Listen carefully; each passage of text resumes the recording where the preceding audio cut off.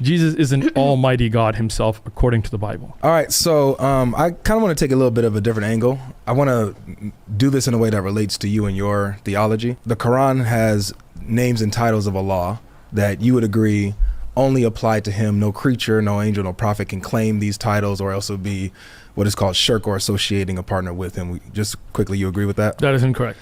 It's incorrect? It's incorrect. So just because... So do you want to get into Islamic Aqidah? Because that's off the prompt. No, it's not. It's tying into the point, which is... Okay, so do you want me to explain that point then? Because you're incorrect on it. So you're saying creatures can actually share in the names and titles of Allah? Can I respond? Please, it's a yes or no, because I'm not going to do yes or no. If you're going to ask a question, I'm going to respond. It sounds like a line of logic that he's trying to run by. So if you're asking for a yes or no, you can do a yes and I have a clarifier. Exactly. And then if you want to get through your thought on the line of logic and then offer the clarifier. Yeah. Yes, I have a clarifier, which is that there are certain sifat that are only for Allah subhanahu wa ta'ala, like Ar-Rahman, that cannot be used for any of the creation. But there are sifat like Rahim, which can be used for creation. Allah is Wudud, He is loving. That doesn't mean that the creation are not loving. Of course, the characters of Allah are unique to Him, but there are some that the humanity does share in as well. Allah is living. We are all living, but the way Allah is living is unique to Him. So your base point was incorrect, and I hope that clarification helps. It's not, because I didn't ask about whether or not we share in His attributes like, oh, I'm merciful, Allah's merciful, so yeah, we're both merciful. I didn't ask that. So for example, can someone be called Al-Rahim? Again, for Rahim, if you put the can I speak? I didn't know. Looks like you had. Okay, I got you. I got you. So you seem like you're about to speak. So, like, Allah subhanahu wa ta'ala is Ar-Rahman. That is unique to Him. Nobody can be called, right? But even the indefinite al can be used with certain characteristics. For example, Al-Wudud, the most loving. But the way that it applies to Allah is unique to Him. But as you earlier said, that those are only for Him, that is incorrect. Some are shared, not just that they are merciful, very merciful, but to the level of Rahman, no. Okay, so I'm not asking if we can be merciful similar to how Allah is, He's just more merciful than us. I'm asking about His specific titles. So He's called Al-Rahman, Al-Rahim, Al-Wudud, meaning the most loving. Can any creature share these titles? I'm not saying, oh, Allah's loving, I'm also loving. Can I be called the most loving? Can I be called the most merciful, the living one, which is one of His names? Can I be called any of these things? Can any prophet claim these things? Any angel? There's your point. Okay. Again, certain ones, no. And that's why you have to understand the nuance here, because you don't understand Aqidah, right? Certain ones, no. Certain ones, yes. You can be the loving. Al-Wudud. The most loving? The most loving. Of course. Amongst give my red book. Go for it. Yeah. Amongst, for example, if I said these are all my kids, but this one, he's Al-Wudud. He is the most loving of them, right? That can be in that context. Notice. Let me. There you go. Right? Now, the clarification here is yes, even Al can be used with certain things of the creation, but Allah is unique. Laysa kamithlihi shay. There is His level is unique to Him. But answer your question, yes. Even the infinite of Al can be used. Okay, so what you just did is you qualified. You said, the most loving of my children. I didn't ask that. I'm not asking, can someone use these terms in qualification of certain things?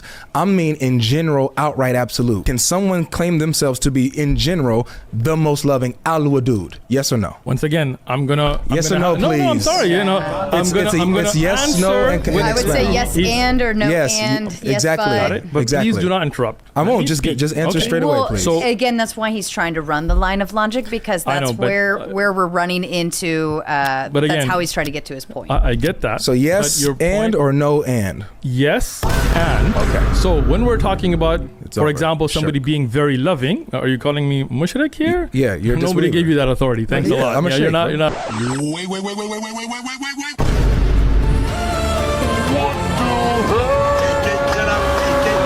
Not a Muslim. You're not a sheikh. You don't know anything about Islam. I'm a sheikh. You're not a sheikh. Out of the meta, let's get back to it. Thank you. So please refrain from calling me a mushrik, because that's an insult. That's disbelief. How's that an insult? That is definitely I don't know what that word means. Mushrik just means he's a disbeliever. That's all. Okay. He just called me a disbeliever in Islam. That is definitely an insult. Thank you so much. We don't need your takfir. Keep it to yourself. You don't know the wabit of takfir. I do. You're not a Muslim anymore. Let's get back to the point so that we don't escalate this any further. He said he knows that the wabit of takfir. What are they? You just committed shirk. What are they? You committed commit What shirk. are dawabit al-takfir? You can't commit shirk. What is that? You do not know. You are ignorant Can you of be the a Muslim and dawabit. commit We shirk? are caught you right now. Can you be a Muslim and commit Yes. shirk? Yes, you can. You can. Let me sit down. Sit down. Sit down. Somebody who does shirk, bi'udr al-jahl. What about that? This is why I didn't want to do this. Udr al-jahl. Go ahead. What is it? No, what is Udr al-jahl? It's okay, man. What's Udr al-jahl? You can be a Muslim you see the ignorant? and commit shirk. You can associate partners with Allah. Okay, you go. Whenever the two of you are done with your measuring tools, maybe we can put them away. I guarantee you, I'm ready to hear his answer. It's not going to get us anywhere. Okay. We have a prompt. We have a debate. I'd love to get back to it. He's already gone off the prompt. No, I didn't. I'm right here. You're struggling. Now, once again, I'm not struggling at all. Okay. Your ignorance, when you said you're a sheikh and you said I'm doing shirk and I'm a mushrik, not understanding what dawabit al-takfir even is. You don't even know what the word means. If a Muslim does shirk, but he's ignorant of it, he's forced by it, there are many dawabit that he would still remain a Muslim. These are called dawabit al-takfir, which you are forced? ignorant of. What if you do it by your own free will? You are ignorant of dawabit takfir. That's why I said even if a Muslim does shirk, we don't say he's kafir, we don't say he's mushrik until those safeguards are put into place, which you are absolutely jahil of. So you do not know, you're not a sheikh, you do not know Islam. Now, okay, let me respond to that. Can I respond to that? I would rather get out of the personal insults preferably and get back. Yeah, this is all religious. This is all religious. Okay, but it was all based off of some kind of insult that interrupted when he was trying to answer the yes and. Okay, so I would love to get back to the original prompt if you gentlemen don't mind, because this personal insult stuff can go off screen somewhere else. Can I reiterate then?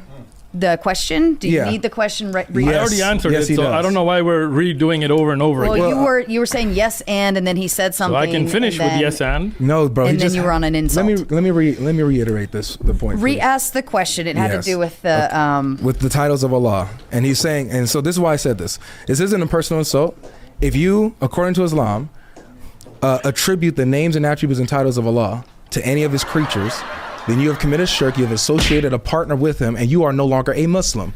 Now, if you what you just said is, from your Quran. Which ayah? We'll do this in a second. No. We can talk after. Can I speak? Can I speak? Hold on. Let me speak, please. Let me finish. To the point of you asked a very specific question before we went off guards. Yes, I'm trying to get there. So, for example, Allah is called the first and the last. Can anybody be identified as the first and the last unqualified? I'm not saying putting it in a context of I'm the first and last of my parents. No, in a general absolute sense, when they say I am the first and the last, would that be shirk? Would that be associating partner? Can anyone claim to be this, and it not be blasphemy? Yes or no? And then explain. That's again, a good. So he made a point earlier, and then he went to a yes or no. So he's jumping off. No, he's asking the question. First thing. Hold on. He qualified to. There was a condition built into asking the question. I'll allow it. The question is a yes or no, right? So you can offer a qualifier for it, but he asked the question right there at the tail end. That's what I'm looking for. Al-awwal wal-akhir in the Arabic context, being used without any qualification can only be used for Allah. Now, having said that, I will address. First thing, you said the Quran says that, and you have not given us a verse. You're lying on the Quran. I'll give you Secondly, go ahead. What is it? It's in chapter 4 where Allah says that He will not forgive shirk. And if you don't forgive shirk, and if He doesn't forgive shirk, you're not a Muslim. You see how he jumped from it? He won't forgive you. Earlier he said, now this is where he's isn't caught. even on the prompt anymore. You guys are giving me a run for my money. Okay. Now earlier he said now you're not on the prompt anymore. If you use any of the names of Allah, like Ar-Rahim, Ar-Ra'uf, and so on, for anybody else, the Quran says you're mushrik. Now he doesn't have a verse for that. I just did. No, you did not. That's just saying shirk. That is not saying if you give one of the names which are not unique to Allah to other than Allah's creation. Is that shirk? That is not shirk. I explained that already. The Prophet is called Rahim in the Quran. Is he called Al-Rahim? He can be called Ar-Rahim as well in certain contexts. Muhammad can be called Al-Rahim? Again, you're jumping off, but you do not have a verse. Show me the verse from the Quran that you said that if you take any of those names and give them to the creation, it is shirk. Yes, okay. Go ahead. Show me the verse. That does not say that. That verse does not say that. Brother, you asked me a question. That verse does not say that. Okay, that's cool and all. You did ask him a question. Go ahead. I appreciate it. So, the verse in chapter 4, ladies and gentlemen, says that there's one sin that Allah does not forgive, and that is shirk. For those who do not know what shirk is, like I guess Uthman doesn't, shirk is when you associate a partner with Allah. What does that mean, y'all? That means when you equate someone with Allah, when you give names and titles that are attributed to Allah, uniquely to Allah, to a creature, to anyone other than Allah, in his lordship, in his attributes, in his names, you are associating a partner, which is i.e. shirk. So when he says, hey guys, there's one sin that I will not forgive, that is shirk. When you associate a partner with me, naming someone a creature, attributing them names or qualities or attributes that belong only to Allah, to a creature, is shirk, which takes you out of Islam. Allah won't forgive you, and you did that today. You might as well come to Christ. Now, let me land this too. Come on. Okay? I'm getting back to the point. No. Hold on. Can you? Hold on. Yeah, let me finish my thought. So in all of this, like you just said, for example, that Allah being identified as the first and the last, this is something unique to him. No one can be attributed this name and title. So now, when we go to the Bible and Jesus identifies himself, he says, I am the first and the last, the beginning and the end, the Alpha and Omega, specifically first and the last. Can you agree that by Islamic standards, that when Jesus claims to be the first and the last, that he's claiming to be God Almighty? Are you done? Yes, no? Okay. Please expound. No. And now I will expand. Go ahead. First off, what's the verse in chapter 4? Thank you, 48. Oh, you didn't know it, huh? I got you.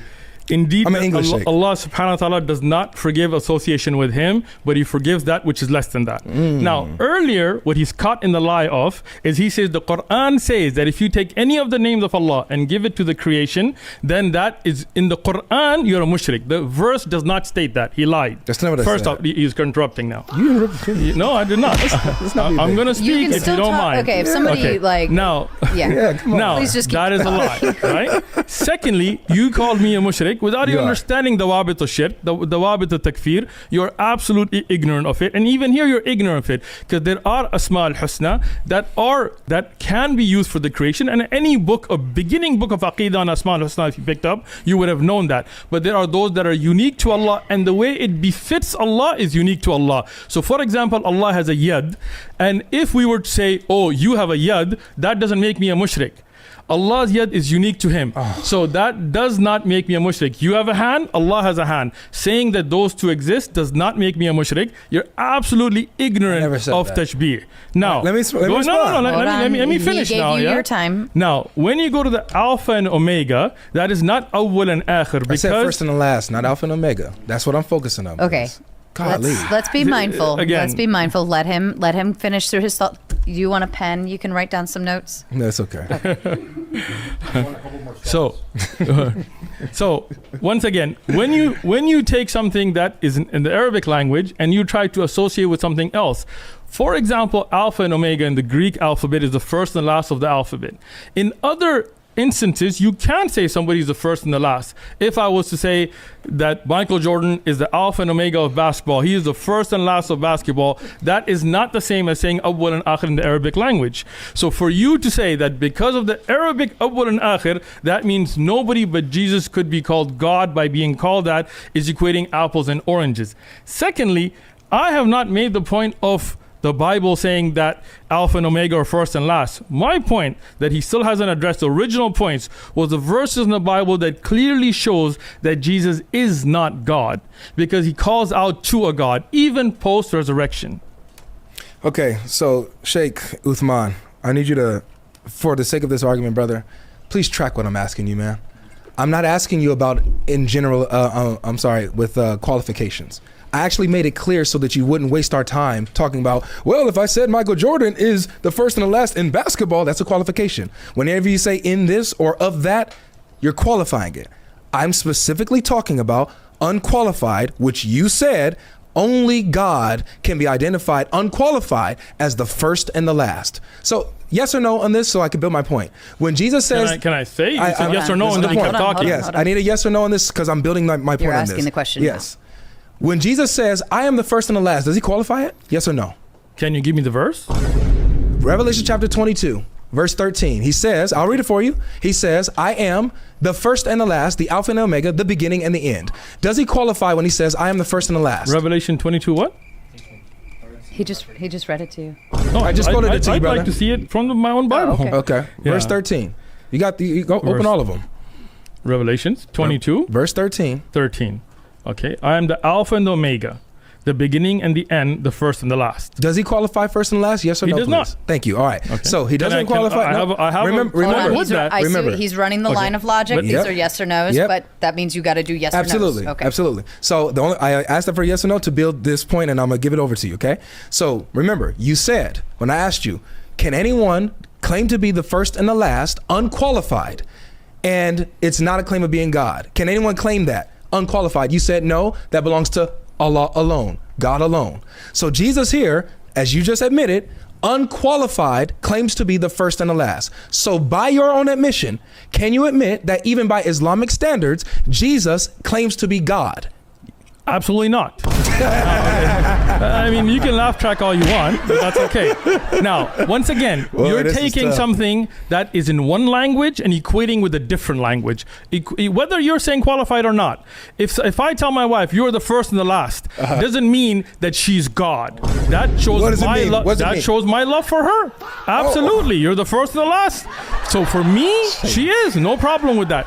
Understanding Greek context, understanding that the clarification here of Alpha and Omega, here in the verse that you quoted, that's why I wanted to bring the verse up myself as well, shows that this is not what we would consider awwal and akhir in the Quranic context. For example, let me finish.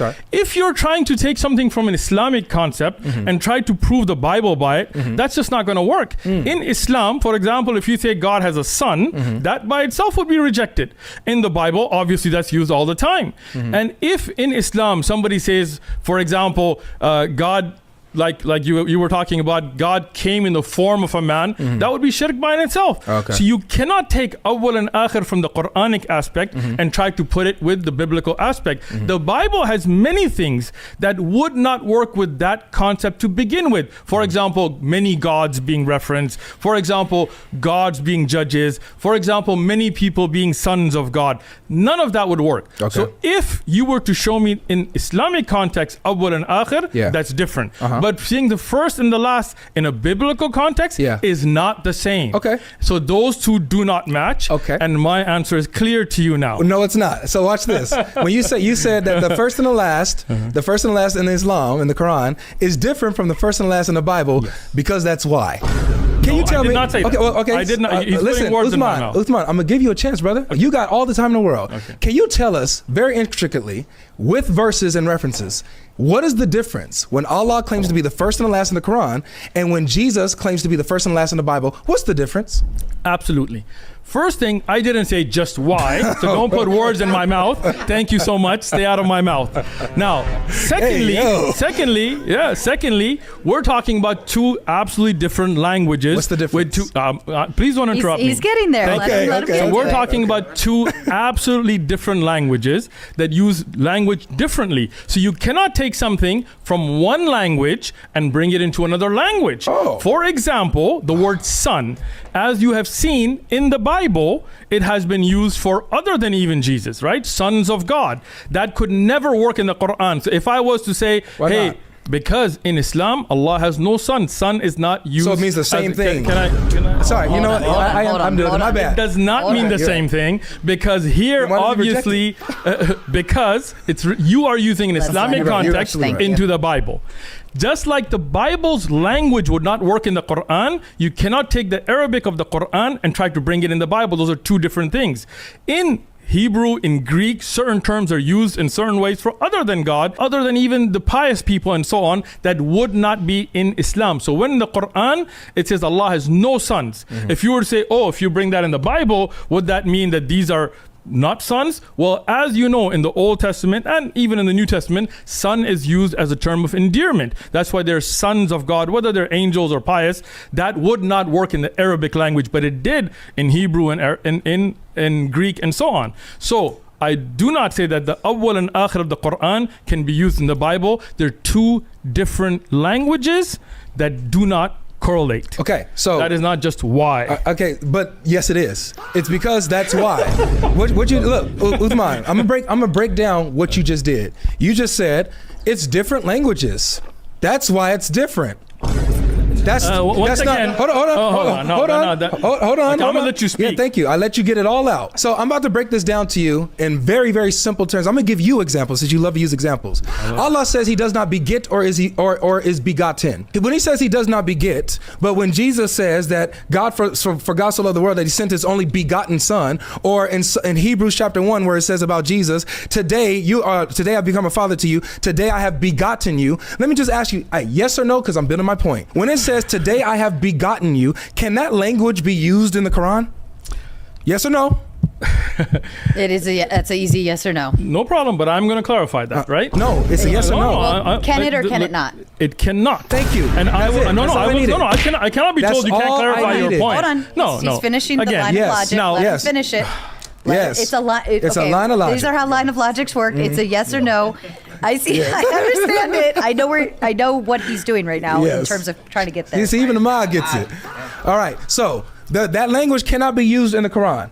But wait, I thought it's different. It's a different language. So what about begotten in the Arabic? Wouldn't that work? But no, he rejects it. He rejects all these terms. He rejects sonship in any sense. He rejects being begotten in any way, shape, or form. He rejects these terms. It doesn't matter what language you use. If I say in Spanish that Allah is begotten, guess what? I'm a mushrik. I'm a disbeliever, right? So according to you, when you say, oh, the language is different, so therefore it doesn't mean the same, according to what? When I say Allah and I say Dios, do that mean the same thing?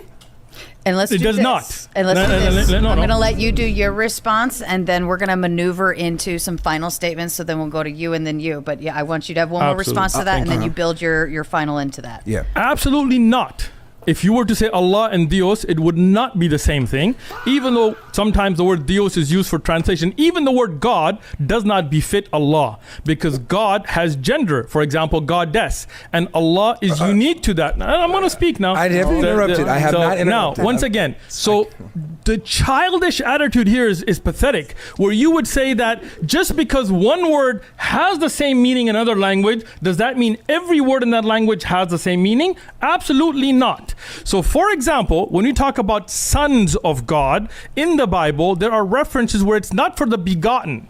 And that is something that, according to Christians and Jews, whether you go to Rashi or others, is a reference to just people for piety or angels, not literal sons. So here, that son would be different in use than begotten son. Here you could say that these were pious people that were close. For example, even in the Arabic language, walad is used for endearment. For example, if I was to say, walad, come speak to me, in endearment, that is used.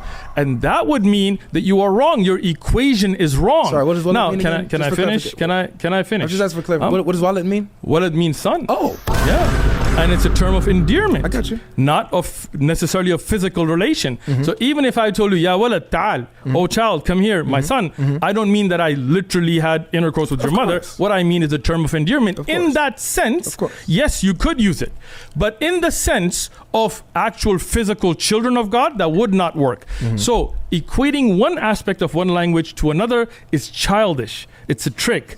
Now, if we go to the word Dios or God, those words are only represented when somebody doesn't understand the concept of Allah, because the word God does not equate to Allah. God can be used for other than Allah, while the word Allah is unique to Allah. God has gender where it could be goddess. So your Dios example is also wrong. And in the end, should I finish or should I let him? We'll let him do a final, and then Go ahead. So build it into your final, because I know you have a response to that. Yeah. Take your time with it. I know. I see where you're going. I know what you want to do. Go ahead. Okay. So, Sheikh, you completely undermined your entire rebuttal. When you just admitted that son of endearment, or walid in Arabic, the word for son in English, can be used, I guess, as a term of endearment. It can still work in the Arabic because it means that in a particular context. That's how it defines. So what you just showed me is that words, even in different languages, can still work in the Quran, in the Bible, in other different whatever walk you're coming from. So when you say, and by the way, this will be it's also interesting. Anybody can look this up. Look up Revelation 22:13 in an Arabic Bible. Look up Revelation chapter 1 verse 17 in an Arabic Bible. It says the same thing, the same name, the same titles that is said in the Quran. And so when you look this up, his whole excuse of, well, the languages are different, doesn't even work. We were just having fun with that. So by your own admission, let me just work this off to my closing. By your own admission, the unqualified titles of Allah cannot be applied to anyone else. When it's unqualified for Allah, like the first and the last, only God can have those titles. These are your words, not mine. I agree with you though. And so when Jesus says, I am the first and the last, unqualified, that demonstrates, even by your own standards, that Jesus is claiming to be God Almighty. And what you did is when you saw the problem, you still said no. You said no, because you couldn't admit that even in the Bible, Jesus claims to be God, and your prompt is over. Once again, and your final statement, the concept that you brought of son also clearly indicates that languages do not go over equation. This is why I said son as the sense of begotten would not work with the Arabic language, but son in the sense of endearment would. So that means first and last has to be understood in the same manner. When you say first and last in a different language, it works different than awwal and akhir in the Arabic language. Even in that context, you were wrong. Secondly, when you said the Arabic Bible, the childish thing here is the fact that the Bible wasn't written in Arabic. It was written in Koine Greek. So all your actual understanding of the words have to come from Koine Greek, not from Arabic. Those are translations, and they wildly vary because the Arabic Quran is the original language of the Quran, not of the Bible. So Quranic Arabic cannot be understood to understand biblical theological concepts. That would be in Greek, and you know that, but you brought that up to show your ignorance. Last thing I will say on this, you did not address any of the points from the prompt, that all the verses that I had mentioned, he didn't address any of them. He just ran on this first and the last point, which that's why I brought up the verse itself, because Alpha and Omega, the qualifiers that are used in there are used for other than God. First and last are used, yes, in the Greek language. Alpha and Omega can be used for other than God. You can Google that. Show the verse. I'm sorry. Show the verse. Shake hands, gentlemen. This was beautiful. I love it.